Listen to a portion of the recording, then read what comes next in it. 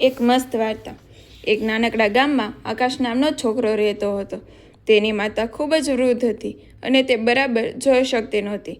આકાશ પાસે ભલે બહુ પૈસા નહોતા, પણ તેનું હૃદય વિશાળ હતું। તે આખો દિવસ મહેનત કરતો જેથી તેની માતાને સારું જમવાનું અને દવાઓ આપી શકે। એક દિવસ આકાશને શહેરમાં મોટી કંપનીમાં નોકરી મળી। પગાર ઘણો સારો હતો, પણ શરત એવી હતી કે તેને ત્યાં જ રહેવું પડશે અને પોતાની માતા સાથે ન લઈ જઈ શકે।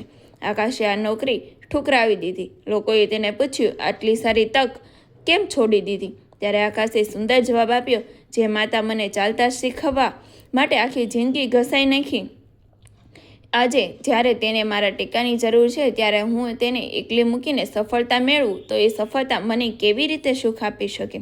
આકાશે આ વાત સાંભળીને બધાની આંખો ભીની થઈ ગઈ। અંતે ગામમાં જ તેને એક સારું કામ મળ્યું અને પોતાની માતા સાથે ખુશ રહ્યો। જીવનમાં ગમે તેટલી સફળતા મેળવો, પણ જે માતા પિતા આપણને આ દુનિયા બતાવી છે તેમનો સાથ ક્યારેય ન છોડવો જોઈએ। સાચો પ્રેમ સેવામાં જ છે। જય શ્રી કૃષ્ણ।